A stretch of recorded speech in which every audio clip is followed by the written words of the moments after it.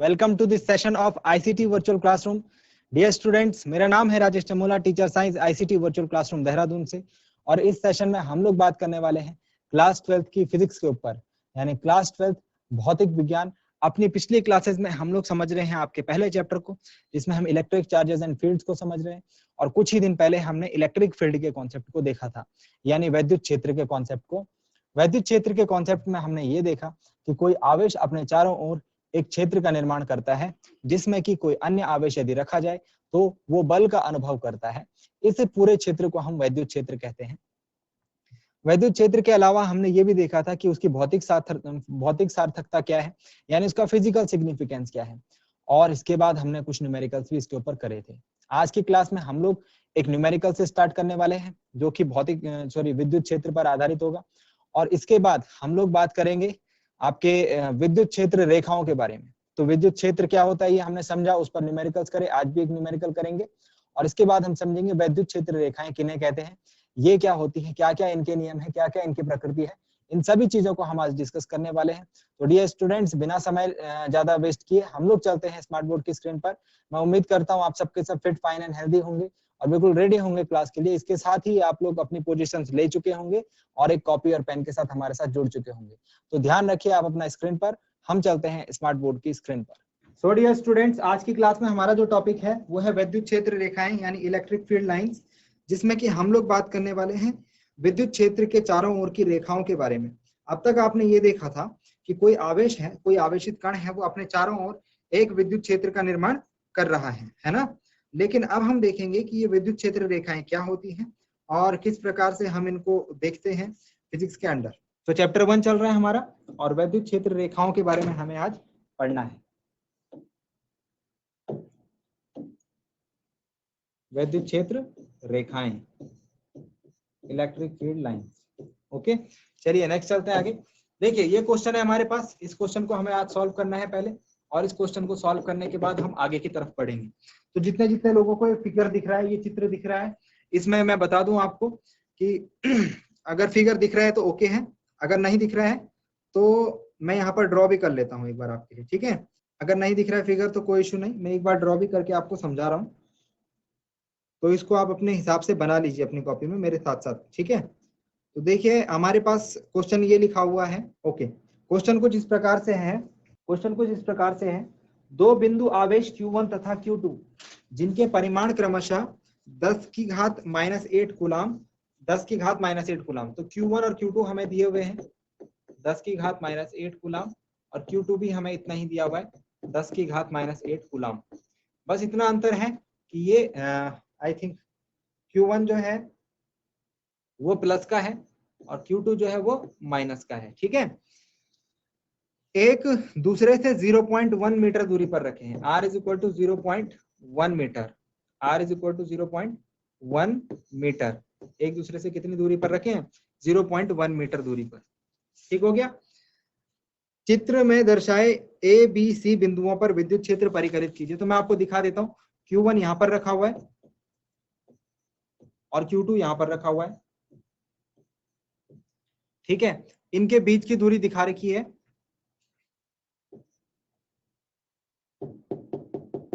0.1 metre. इनके बीच की दूरी कितनी दिखा रखी है? 0.1 मीटर, 0.1 मीटर इनके बीच की दूरी। और इसके ठीक बीच में एक बिंदु है जिसको नाम दिया हुआ है इन्होंने A, तो ठीक बीच में है, तो यहां से A की दूरी 0.05 हो जाएगी, 0.05 हो जाएगी, और यहां से भी 0.05 हो जाएगी, है ना।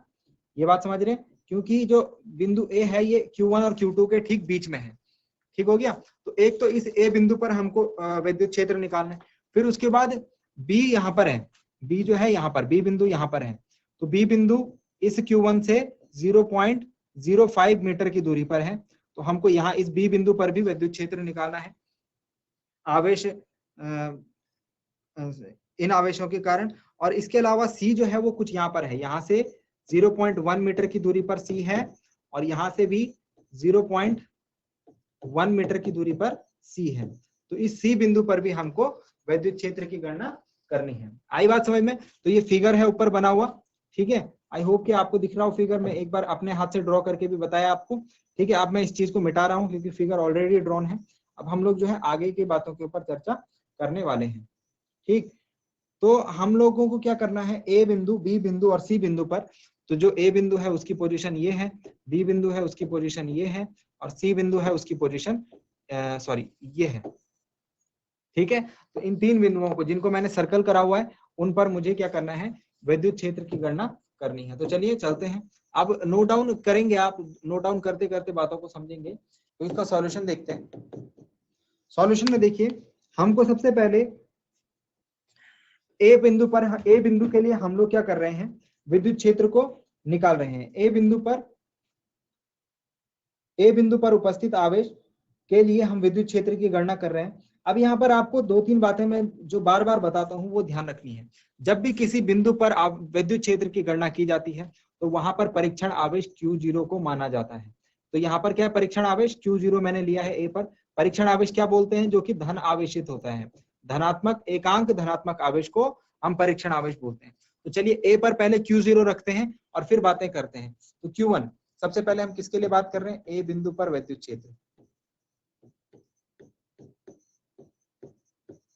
ए बिंदु पर विद्युत क्षेत्र।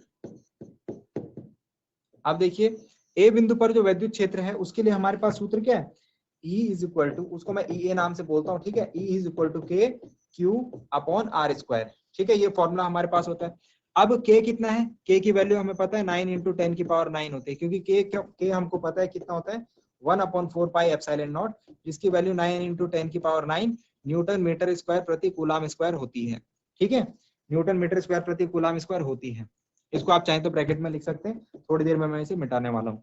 अब Q की वैल्यू कितनी है, Q कौन सा है, किस आवेश के कारण हम देख रहे हैं, ए बिंदु पर विद्युत क्षेत्र Q1 आवेश के कारण हम यहाँ पर देख रहे हैं। तो Q1 आवेश के कारण कितना हो जाएगा, K Q1, यहाँ ब्रैकेट में लिख भी लीजिए, पहले हम Q1 आवेश के कारण देख रहे हैं, फिर हम Q2 के कारण भी देखेंगे। तो Q1 कितना है, Q1 है हमारा 10 की पावर -8 अपॉन R। ए और Q के बीच की दूरी कितनी है, ए और Q1 के बीच की दूरी कितनी है, 0.05 मीटर इसका स्क्वायर। आई बात समझ में, सारी वैल्यूज जो है हमारे एसआई सिस्टम में है, तो हमने सीधे सीधे वैल्यूज रखी और कैलकुलेशन शुरू करी। अब ये नीचे वाली लाइन में मिटा रहा हूँ, ये मैंने जस्ट आपके नॉलेज के लिए लिखी थी। अब हम इसको कैलकुलेट करते हैं, आपके सामने कैलकुलेट कर रहा हूँ, आप भी कैलकुलेट कीजिए। चलिए, तो EA जो निकल के आएगा बच्चों, वो आएगा 9 इंटू 10 की पावर 1, क्योंकि 9 में से 8 गए तो 1 बचेगा। ठीक है, और 0.05 का स्क्वायर क्या होगा, 0.05 इंटू 0.05। ओके, इस पॉइंट पर हम हैं 0.05 इंटू 0.05, 0.05 का स्क्वायर ये होगा। यहाँ से पॉइंट हटाइए, यहाँ से पॉइंट हटाइए, तो ऊपर कितने जीरो बढ़ेंगे, 4 जीरो, क्योंकि पॉइंट के बाद 4 संख्याएं हमको देखने, 2 संख्या इधर 2 संख्या इधर, है ना। तो नीचे हो जाएगा 9/25 और ऊपर हो जाएगा 10 की घात 1 2 3 4 और एक इधर था 5, 10 की घात 5। ठीक है, जब आप इसको डिवाइड करेंगे और सॉल्व करेंगे तो आपका जो आंसर आएगा EA is equal to 3.6 into 10 की पावर 4 न्यूटन प्रति कूलम। ठीक है, ये आया आपका फर्स्ट पार्ट, इसको मैं हाईलाइट कर रहा हूं। EA, ए बिंदु पर विद्युत क्षेत्र Q1 के कारण, ए बिंदु पर विद्युत क्षेत्र Q1 के कारण। उसके बाद Q2 के कारण,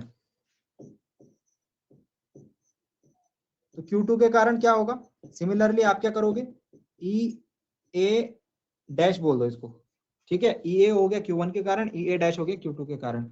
अब EA डैश कितना आएगा, वही KQ2 अपॉन आर स्क्वायर, क्या हो जाएगा इसकी जगह पे KQ2 upon are square.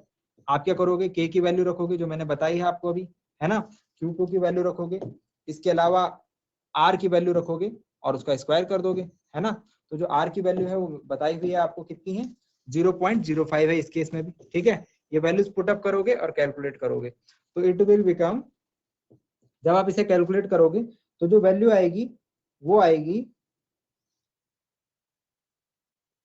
3.6 into 10 की पावर 4 न्यूटन प्रति कूलम, लेकिन साइन माइनस का। ठीक है, साइन जो होगा इसमें माइनस का आएगा, क्योंकि Q2 जो है वो माइनस का आवेश है, Q2 जो है वो माइनस का आवेश है। ठीक है, अब जरा ध्यान दीजिए, अब मुझे टोटल ए बिंदु पर कुल विद्युत क्षेत्र निकालना है। अब मुझे क्या निकालना है, ए बिंदु पर उपस्थित कुल विद्युत क्षेत्र, ए बिंदु पर नेट विद्युत क्षेत्र। अब जरा ध्यान से देखिए, ये रहा ए बिंदु, आपको फिगर दिख रहा होगा, ठीक है, ये रहा ए बिंदु। इस फिगर में जब Q1 क्या है, धनात्मक आवेश है, E पर मैंने क्या ले रखा है, परीक्षण आवेश ले रखा है जो कि धनात्मक है। इन दोनों के बीच जो लगने वाला बल है, इन दोनों के बीच कैसा बल लगेगा, प्रतिकर्षण, मतलब ये इसको इस तरफ धकेलेगा, तो जो EA का साइन है वो मुझे इस डायरेक्शन में मिलेगा। ठीक है, EA मुझे कैसे मिल गया, A से Q2 की तरफ जाता हुआ। अब Q2 पर कौन सा आवेश है, माइनस, और A पर कौन सा आवेश बताया मैंने, प्लस, परीक्षण आवेश लेते हैं हम। ठीक, तो जब इन Q2 के कारण A बिंदु पर हम विद्युत क्षेत्र निकालेंगे तो उसकी दिशा भी ऐसी होगी, उसकी दिशा भी क्या होगी, ऐसी होगी, EA डैश की दिशा भी यही होगी।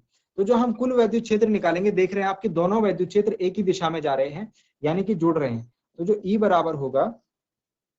बराबर होगा वो EA प्लस EA डैश होगा।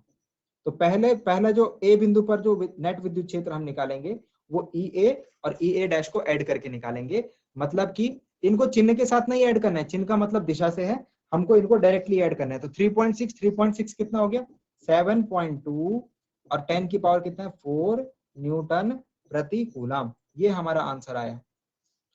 ठीक है, ये हमारा आंसर आया, ए बिंदु पर उत्पन्न कुल विद्युत क्षेत्र किस किस के कारण, आवेश Q1 और Q2 के कारण। आई बात समझ में, आपको समझ में आ रहा होगा अब हमें क्वेश्चन कैसे करने हैं। पहले एक आवेश के कारण निकालो, फिर दूसरे के कारण निकालो, फिर चेक करो कि सदिश किस दिशा में जा रहे हैं, उस हिसाब से उन्हें जोड़ो या घटाओ, या फिर आगे की जो कार्रवाई हो रही है वो करो। ठीक हो गया। अब उसके बाद बी बिंदु पर हम निकाल सकते हैं, बी बिंदु पर भी ठीक इसी प्रकार से निकालेंगे। चलिए बी बिंदु के लिए नेक्स्ट स्लाइड पर चलते हैं। तो बी बिंदु पर सबसे पहले Q1 के कारण, किसके कारण, Q1 के कारण।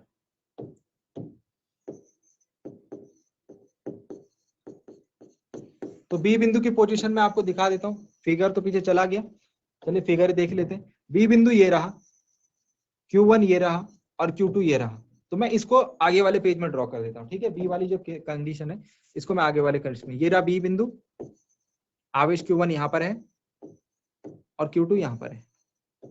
Q1 जो है धन में है, Q2 ऋण में है, ठीक है, और इनके जो बीच की दूरी है, बी और Q1 के बीच की दूरी वो है 0.05, और Q1 और Q2 के जो बीच की दूरी है वो है 0.1 मीटर। ठीक है, 0.1 मीटर इनके बीच की दूरी है और 0.05 मीटर Q1 और B के बीच की दूरी है। समझ में आ गया। चलो इसे सॉल्व करते हैं। जहां पर हमको विद्युत क्षेत्र निकालना होता है वहां पर परीक्षण आवेश लेते हैं Q0। परीक्षण आवेश क्या होता है, धनात्मक आवेश होता है। अब कैलकुलेट करना स्टार्ट करेंगे। Q1 के कारण क्या होगा, EB is equal to K Q1 upon R square. K कितना है, 9 इंटू 10 की पावर 9, Q1 कितना है 10 की पावर -8 अपॉन R कितना है 0.05 का स्क्वायर। जब आप इसे कैलकुलेट करेंगे तो ये हम पीछे कैलकुलेशन कर चुके हैं, इट विल बिकम 3.6 इंटू 10 की पावर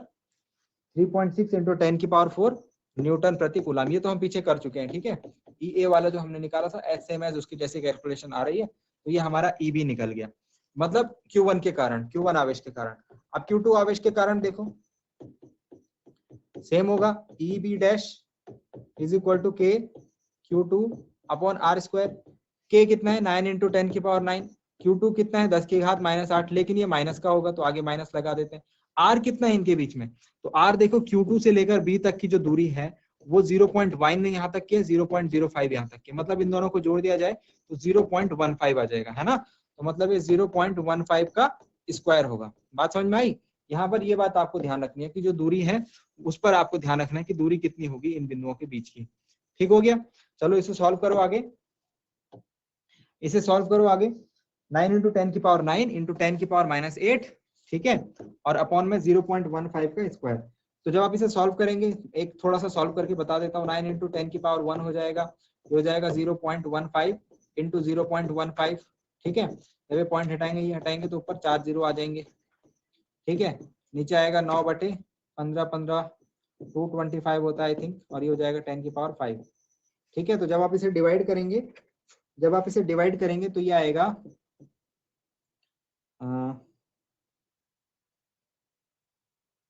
4 × 10 की पावर 3 न्यूटन प्रति कूलम, 4 × 10 की पावर 3 न्यूटन प्रति कूलम। ईबी डैश की वैल्यू जो है वो ये आ गई, ठीक है। आप चेक कर सकते हैं, यहाँ से आप क्या करोगे, 900/225 करोगे, ठीक है, और 10 की घात कितना हो जाएगा, 3 हो जाएगा। तो 225 से 900 कितनी बार करता है, 4 बार करता है, ठीक है। तो 4 × 10 की पावर 3 न्यूटन प्रति कूलम आ गया। अब हम क्या करेंगे, अब हम फिगर आउट करेंगे कि बी बिंदु पर उत्पन्न कुल वैद्युत क्षेत्र, बी बिंदु पर नेट विद्युत क्षेत्र। अब डायरेक्शन डिफाइन करेंगे। तो डायरेक्शन देखो, बी पर हमने क्या ले रखा है, परीक्षण आवेश जो कि धनात्मक है, Q1 क्या है, परीक्षण धनात्मक आवेश, दोनों के बीच में क्या लगेगा, दोनों के बीच में प्रतिकर्षण लगेगा, यानी ये आवेश इस दिशा में भागेगा, है ना। तो जो EB की दिशा जो आई है वो ये आई है, ठीक है। अब Q2 क्या है, ऋण आवेश, Q2 क्या है, ऋण आवेश, और B पर उपस्थित है धन आवेश, तो दोनों क्या होंगे, आकर्षित होंगे, मतलब कि ये इस दिशा में भागेगा। सेकंड वाला EB डैश वाले केस में ये इस दिशा में भागेगा। तो एक केस में ये दूसरी तरफ जा रहा है और एक केस में दूसरी तरफ आ रहा है, मतलब जो EB में निकालूंगा, E2 निकालूंगा बी बिंदु पर कुल वैद्युत क्षेत्र, वो होगा EB। दोनों अलग अलग दिशाओं में जा रहे हैं तो दोनों को माइनस कर दो, दोनों अलग अलग दिशाओं में जा रहे हैं तो दोनों को क्या कर दो, माइनस कर दो। ये माइनस क्यों करते हैं, प्लस क्यों नहीं करा, तो इसको हमने अपनी पिछली क्लास में वेक्टर सम में देखा है। मैं दोबारा से आपको बोल रहा हूँ कि वेक्टर सम आप एक बार जरूर देखें, अदरवाइज जो है मैं आपकी किसी दिन क्लास में वो वेक्टर सम जो है बता दूंगा, सदिशों का योग किस प्रकार से होता है वो भी बता दूंगा, ठीक है। तो EB minus EB dash, EB कितना है हमारे पास 3.6 × 10 की पावर 4, ज्यादा कौन है, ज्यादा EB है, ठीक है, ध्यान रखना। और EB डैश क्या है, कम है, कितना है ये 4 × 10 की पावर 3। आप बोलेंगे 3.6 छोटा है 4 बड़ा है, लेकिन आप 10 की घात देखिए, 10 की घात यहाँ 4 है और यहाँ 3 है, ठीक है। तो यहाँ 10 की घात ज्यादा है और यहाँ 10 की घात कम है, ओके। तो इट विल बिकम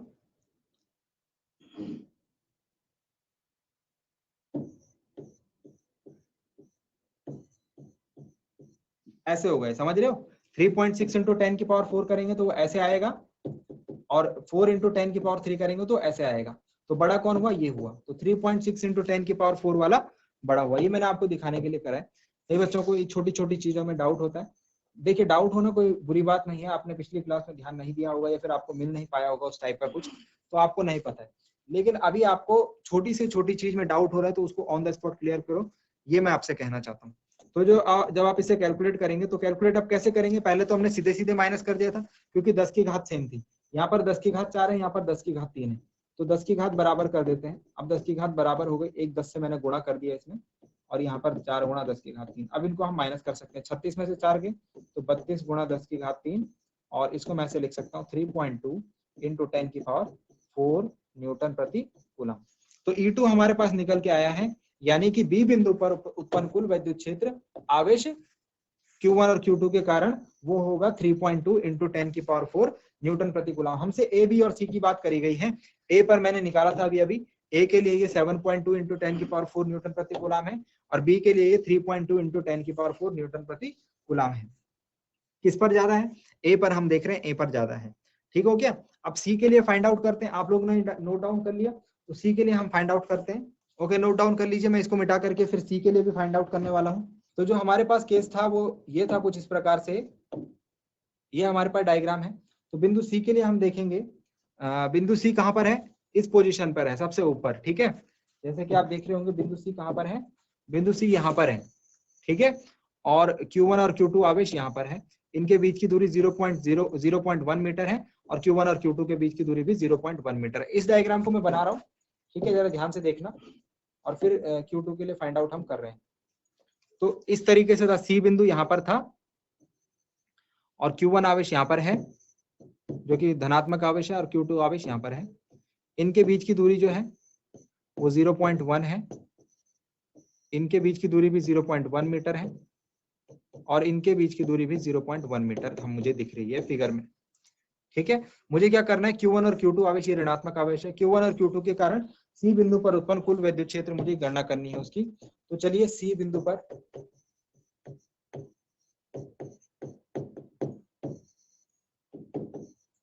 Q1 के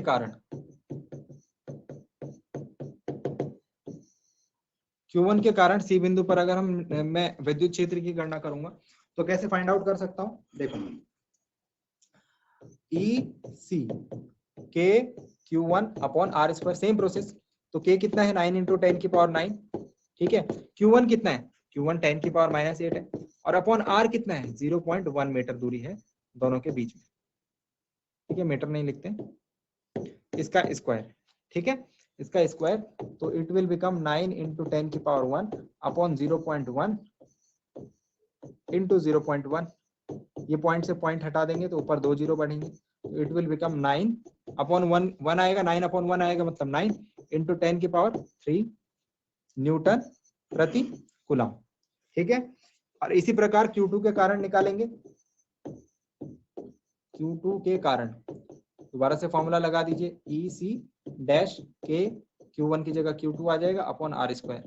तो K कितना है, 9 इंटू 10 की पावर 9, Q2 कितना है, 10 की पावर -8, बस इसका चिन्ह विपरीत है तो माइनस लगा सकते हैं आगे समझने के लिए, 0.1 का स्क्वायर, तो इट विल बिकम 9, सेम चीज है जो ऊपर लिखी हुई है, सेम चीज है, 9 इंटू 10 की पावर 3 न्यूटन प्रति कूलम, ठीक हो गया। दोनों में क्या निकला, 9 इंटू 10 की पावर 3 न्यूटन प्रति कूलम।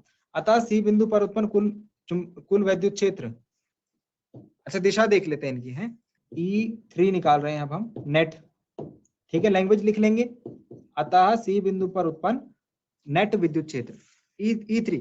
अब देखो यहाँ पर आप देखो कि ये Q1 है, C पर हमको निकालना है तो हम वहां पर परीक्षण आवेश Q0 लेते हैं। जब ये धनात्मक है, ये धनात्मक है, तो इनके बीच में जो बल लगेगा वो कुछ इस प्रकार से होगा, ऐसे ये इसको इस प्रकार से धकेलेगा, धनात्मक आवेशों के बीच में प्रतिकर्षण।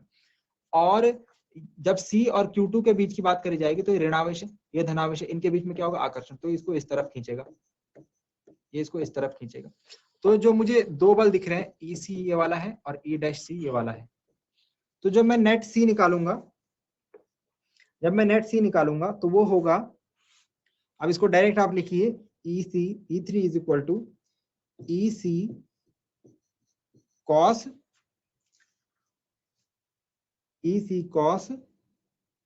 पाई बाई 3 मतलब 60 degree plus EC dash cos pi by 3, ठीक है। तो ये cos पाई बाई 3 क्यों आया, ड्यू टू द जो हमारे पास प्रॉपर्टी है सदिशों का योग, इसको जिस दिन मैं समझाऊंगा उस दिन एक्सप्लेन करूंगा। पाई बाई 3 मतलब 60 डिग्री, इनके बीच का एंगल अगर हम देखेंगे तो वो कितना आ रहा है, वो आ रहा है 60 डिग्री हमारा, ठीक है। तो EC cos 60 और EC डैश cos 60, जब वैल्यूज पुट अप करेंगे तो इट विल बिकम 9 इंटू 10 की पावर 3, 9 इंटू 10 की पावर 3 प्लस 9 इंटू 10 की पावर 3, 9 इंटू 10 की पावर 3, और cos 60 की वैल्यू कितनी होती है, cos 60 की वैल्यू हमने देखा है 1/2 होती है, प्लस 9 इंटू 10 की पावर 3 अपॉन cos 60 की वैल्यू 2, cos पाई बाई 3 की वैल्यू लिख रहा हूं मैं 1/2, cos pi by 3 is equal to कितना होता है 1/2। जब इसे कैलकुलेट करेंगे तो हमारा जो फाइनल आंसर आएगा 9 इंटू 10 की पावर 3 न्यूटन प्रति कूलम। तो जो तीसरे सी बिंदु पर उत्पन्न विद्युत क्षेत्र है वो आएगा 9 गुणा 10 की घात 3 न्यूटन प्रति कूलम। तो ए बिंदु पर कितना आया था, ए बिंदु पर हमने देखा था, ए बिंदु पर इट वाज 7.2 इंटू 10 की पावर 4 न्यूटन प्रति कूलम, ये वाला वैल्यू देखो। और बी बिंदु पर हमने देखा था, तो बी बिंदु पर ये आया था E2 3.2 इंटू 10 की पावर 4, और उसके बाद एट लास्ट हमने सी बिंदु पर देखा तो 9 इंटू 10 की पावर 3। किस पर सबसे ज्यादा आया है ये आप देख सकते हैं, ये आप चेक कर सकते हैं, ठीक है। आ गई बात समझ में, आई होप आपको बात समझ में आ पाई हो। ये डिग्री के लिए आप अगर कंफ्यूज हो सकते हैं तो मैं इसको इस तरीके से समझा देता हूँ। देखो जो इनका परिणामी सदिश होगा ना वो इनके बीच से जाएगा, परिणामी सदिश EC का और EC डैश का जिसको कि हम E3 बोल रहे हैं वो इन दोनों के बीच से जाएगा। और जब ये कोण को मेजर करूंगा इन दोनों के बीच के कोण को तो it will become 60 degree 60 degree, क्योंकि ये अंदर वाला कोण तो 60 डिग्री है ही ना, क्योंकि ये कैसा त्रिभुज है एक, ये मुझे कैसा त्रिभुज दिख रहा है, इक्विलेटरल ट्रायंगल समबाहु त्रिभुज। तो इसीलिए cos हमने π/3 है, cos π/3 मतलब 60 होता है और cos 60 की वैल्यू 1/2 होती है। ओके राइट नाउ समझ में आया होगा। चलिए तो इतना था हमारा इस सब चीजों को सीखने समझने का मकसद, ठीक है। अब हम लोग आगे की जो पार्ट है उसके ऊपर गणना करते हैं, उसके ऊपर डिस्कशन अपना करते हैं। आई होप कि इतना आपको समझ में आ गया होगा, यहाँ तक जो हमने एग्जाम्पल डिस्कस करा वो समझ में आ गया। Okay good. अब जो नेक्स्ट हम लोग डिस्कस कर रहे हैं वो है इलेक्ट्रिक फील्ड लाइंस को, जो कि हमारा आज का टॉपिक है, वैद्युत क्षेत्र की रेखाएं। वैद्युत क्षेत्र रेखाएं बच्चों ये निरूपित करती हैं कि जो आसपास का जो वैद्युत क्षेत्र है, जिसको हम कह रहे हैं कि एक वैद्युत क्षेत्र है किसी आवेश के चारों ओर, वो किस प्रकार का होगा, उसकी इंटेंसिटी को यानी उसकी तीव्रता को हमको व्यक्त करेगा कौन, वैद्युत क्षेत्र रेखाएं। ठीक है, इलेक्ट्रिक फील्ड लाइंस इन्हें कहते हैं। इलेक्ट्रिक फील्ड लाइंस मतलब वैद्युत क्षेत्र रेखाएं।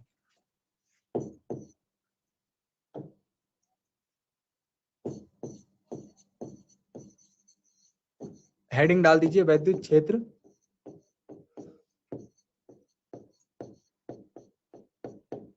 रेखाएं।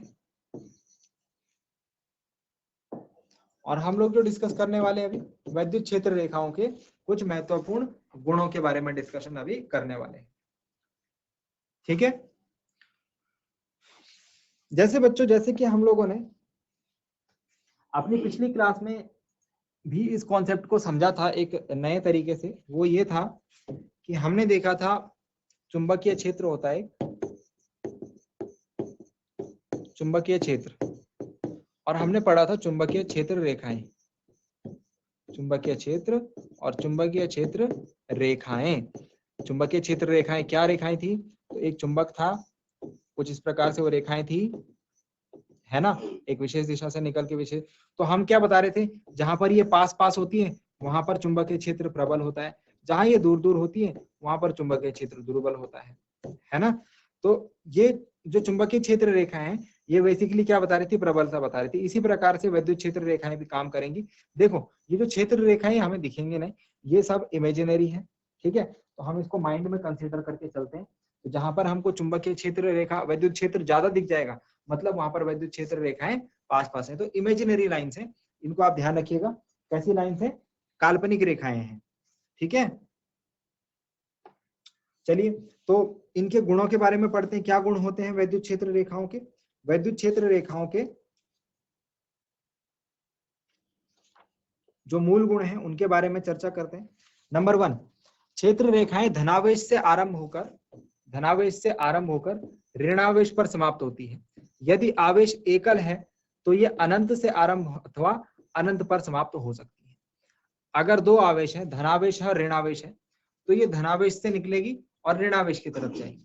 ये लास्ट वाला डायग्राम आप देख रहे हैं, ये लास्ट वाला डायग्राम, यहाँ पर ये धनावेश रखा है, यहाँ पर ये ऋणावेश रखा है। प्लस क्यू दिख रहा होगा आपको नीचे लिखा हुआ, माइनस क्यू दिख रहा होगा। प्लस मतलब धनावेश, माइनस मतलब ऋणावेश। तो आप देख रहे होंगे प्लस से माइनस की तरफ जा रही है, एरो भी इस पर लगे हुए हैं, ठीक है। तो धनावेश से ऋणावेश की तरफ जाती है, ठीक है। लेकिन जब सिर्फ एक ही आवेश होगा, जब सिर्फ धन धन होगा या ऋण ऋण होगा, तो क्या होगा, तो यहाँ पर देखो Q इज ग्रेटर देन 0, मतलब 0 से बड़ा है। मतलब ये धनावेश के लिए हमारे पास एक डायग्राम है। जब धनावेश होगा तो इसमें आप देख लो यहाँ से निकल करके और ये अनंत की तरफ जा रही है, बाहर की तरफ, मतलब अनंत की तरफ जा रही है। तो धनावेश में क्या होगा, जो वैद्युत क्षेत्र रेखाएं होंगी वो आवेश से निकलकर, जिस बिंदु पर आवेश है उस बिंदु से निकलकर अनंत की तरफ जाती हुई हमें प्रतीत होगी, यदि आवेश एकल होगा। और ऋणावेश के लिए क्या होगा, ऋणावेश के लिए कंडीशन क्या होगी, तो देखो यहाँ पर मैं ड्रॉ करने की कोशिश करता हूँ, ये रहा ऋणावेश, ठीक है। तो इसके आसपास की जो वैद्युत क्षेत्र रेखाएं होंगी वो अनंत से होकर के और आवेश की तरफ आती हुई मुझे दिखेंगी, ठीक है, अनंत से आवेश की ओर आती हुई, इस प्रकार से, ठीक हो गया। तो इलेक्ट्रिक फील्ड लाइंस का जो पहला पॉइंट था वो समझ में आया। वैद्युत क्षेत्र रेखाएं धनावेश से आरंभ होकर ऋणावेश पर समाप्त होती हैं। यदि आवेश एकल है, यदि आवेश एकल है, अकेला आवेश है, तो अनंत से आरंभ होती है या फिर अनंत पर समाप्त हो सकती है। ठीक, सेकंड पॉइंट के ऊपर डिस्कशन करेंगे। किसी आवेश मुक्त क्षेत्र में, आवेश मुक्त मतलब जहां पर आवेश नहीं है, तो उस क्षेत्र में क्षेत्र रेखाओं को ऐसे सतत वक्र माना जा सकता है जो कभी नहीं टूटती। मतलब एक ऐसा कंटिन्यूअस कर्व जो कि कभी नहीं टूट रहा है, कंटिन्यू रूप से चल रहा है। कहां पर? जो आवेश मुक्त क्षेत्र होगा। ठीक हो गया। नेक्स्ट जो थर्ड पॉइंट है, दो क्षेत्र रेखाएं एक दूसरे को कदापि नहीं काटती। सिमिलरली जो हमारे पास जो कंडीशन थी किसकी, चुंबकीय क्षेत्र रेखाओं के बारे में भी हमने एक ऐसा स्टेटमेंट पढ़ा था कि जो चुंबकीय क्षेत्र रेखाएं हैं वो एक दूसरे को कभी भी नहीं काटती। यदि अगर ऐसा होगा तो प्रतिच्छेदन बिंदु पर चुंबकीय क्षेत्र की मुझे दो दिशाएं ज्ञात हो जाएंगी। तो सिमिलरली वही कॉन्सेप्ट यहाँ पर भी है, दो विद्युत क्षेत्र रेखाएं एक दूसरे को कदापि नहीं काटती। यदि वे ऐसा करें तो प्रतिच्छेदन बिंदु पर क्षेत्र की केवल एक दिशा नहीं होगी जो निरर्थक है। मतलब कि चुंबकीय क्षेत्र की दिशाओं की भांति विद्युत क्षेत्र की भी एक निश्चित दिशा होती है। ऐसा नहीं होगा कि किसी बिंदु पर विद्युत क्षेत्र की दो दिशाएं होंगी। समझ में आ रही है बात? तो इसीलिए दो क्षेत्र रेखाएं एक दूसरे को कदापि नहीं काटती। और लास्ट जो पॉइंट है, स्थिर विद्युत क्षेत्र रेखाएं बंद लूप नहीं बनाती। यह विद्युत क्षेत्र की संरक्षणात्मक प्रकृति से अनुशासित है। जो स्थिर वैद्युत क्षेत्र रेखाएं होंगी उनको आप ऐसे नहीं बोलोगे कि ये बंद वक्र में होंगी। ठीक है, स्थित वैद्युत क्षेत्र रेखाएं कभी भी बंद लूप यानी क्लोज्ड कर्व की फॉर्म में नहीं होंगी, क्लोज्ड कर्व की फॉर्म में नहीं होगी। कौन सी? स्थिर वैद्युत क्षेत्र रेखाएं। Electrostatic field line, electrostatic field lines जो होंगी वो कभी भी बंद लूप में नहीं होंगी। इलेक्ट्रोस्टैटिक मतलब जहां पर आवेश जो होगा स्थिर अवस्था में होगा, तो वहां पर जो वैद्युत क्षेत्र रेखाओं का जो पैटर्न होगा वो क्लोज्ड कर्व की फॉर्म में नहीं होगा, कभी भी नहीं होगा। वहां पर आप देखेंगे कि विद्युत क्षेत्र जो होगा उसका संरक्षण, हमें पता है कि विद्युत क्षेत्र जो है, जो आवेश है उसका संरक्षण होता है। तो इसी वजह से हमारे पास एक पॉइंट ये निकल के आता है कि स्थिर विद्युत क्षेत्र रेखाएं बंद लूप नहीं बनाती। आई बात समझ में? चलिए नेक्स्ट पॉइंट के ऊपर डिस्कशन करते हैं। नेक्स्ट पॉइंट के ऊपर डिस्कशन करते हैं कि स्थिर वैद्युत क्षेत्र रेखाएं जो हैं, विद्युत क्षेत्र रेखाएं कभी भी क्लोज्ड कर्व में नहीं होती है। कहां पर? स्थिर वैद्युत क्षेत्र रेखाएं जो होती हैं, क्योंकि यह विद्युत क्षेत्र की संरक्षणात्मक प्रकृति से अनुशासित। ठीक है स्टूडेंट्स, तो ये हमारे पास 3-4 कुछ टॉपिक्स थे जिसमें कि हमने देखा विद्युत क्षेत्र रेखाएं। विद्युत क्षेत्र रेखाएं किस प्रकार से एक प्लेस से दूसरे प्लेस में गतिमान होती है। अब यहाँ पर साइड में आपको 3 फिगर दिख रहे हैं जिनमें से 2 मैं समझा चुका हूँ, फिर भी मैं एक बार दोबारा समझा रहा हूँ। ठीक है, विद्युत क्षेत्र रेखाओं को समझने के लिए। तो ये रेखाएं मैं फिर से बता रहा हूँ, ये काल्पनिक रेखाएं हमारी हाइपोथेटिकल थ्योरी है, आपको इसको दिमाग में समझना है। ऐसी रेखाएं वास्तविक में आपको देखने को नहीं मिलेंगी। बस इससे हम क्या करते हैं, विद्युत क्षेत्र की तीव्रता का अनुमान लगाते हैं। जहां पर क्षेत्र रेखाएं पास पास होंगी, जहां पर ज्यादा सघन होंगी, वहां पर इसमें एक बात ये भी है कि आवेश के निकट क्षेत्र रेखाओं का घनत्व अधिक होता है और आवेश से दूर जाने पर क्षेत्र दुर्बल हो जाता है, इसीलिए क्षेत्र रेखाएं दूर दूर होती हैं। तो ये वाला पॉइंट आप इसमें नोट डाउन कर लेना कि आवेश के नजदीक जहां पर आवेश होगा उसके पास पास आप देख रहे होंगे कि जो चुंबकीय जो विद्युत क्षेत्र रेखाएं हैं वो यहाँ पर जो विद्युत क्षेत्र रेखा है वो आपको नजदीक नजदीक और दूर जाने पर ही आपको दूर दूर दिख रही है।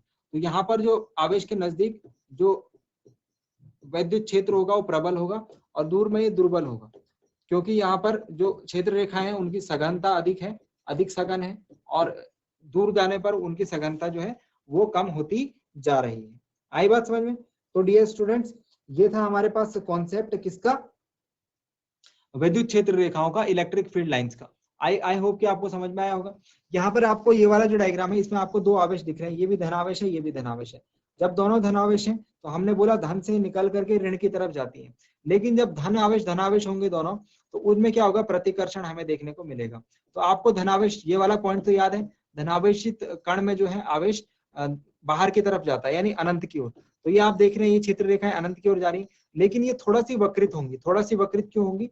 इस दूसरे धनावेश के कारण जो इस पर प्रतिकर्षण बल लग रहा है, तो ये सीधे सीधे अनंत की तरफ नहीं जा रही है, थोड़ा वक्रित होकर के अनंत की तरफ आपको जाती हुई दिख रही है। क्यों दिख रही है? क्योंकि दूसरा जो धनावेश है उसके प्रभाव के कारण ये क्या हो रही है, प्रतिकर्षित होती हुई हमें दिख रही है। तो डियर स्टूडेंट्स, ये था विद्युत क्षेत्र रेखाओं का कॉन्सेप्ट। आई होप कि आपको समझ में आया होगा। So dear students, I hope कि आज की क्लास में जो जो बातें बताई गई वो आपको समझ आई होंगी, आपको इंटरेस्टिंग लगी होंगी और आपने आज की क्लास में एंजॉय किया होगा। अगली क्लास में हम लोग टॉपिक को कंटिन्यू करेंगे। इसके बाद हम जिस चीज को समझने वाले हैं विद्युत फ्लक्स को। विद्युत फ्लक्स एक बहुत ही इंपॉर्टेंट कॉन्सेप्ट है, क्योंकि आगे हम गॉस के नियम पढ़ेंगे, गॉस का सिद्धांत पढ़ेंगे और उसके एप्लीकेशंस यानी उसके उपयोग देखेंगे। तो आगे जो बातें बताई जा रही है, गॉस का जो सिद्धांत है वो इंपॉर्टेंट भी आपके एग्जाम के पॉइंट ऑफ व्यू से और जो कॉम्पिटिटिव एग्जाम्स होते हैं उनके पॉइंट ऑफ व्यू से। तो फ्लक्स को एक बार समझिएगा अगली क्लास में। आई होप कि आज जो बातें आपको बताई गई वो इंटरेस्टिंग लगी होंगी, पढ़ने में मजा आया होगा और आप घर जाकर एक बार इन्हें जरूर रिवाइज करेंगे। अगली क्लास में मिलते हैं डियर स्टूडेंट्स एक नए और इंटरेस्टिंग टॉपिक के साथ। क्लास से जुड़ने के लिए आप सभी का बहुत बहुत धन्यवाद। Thank you very much and have a nice day.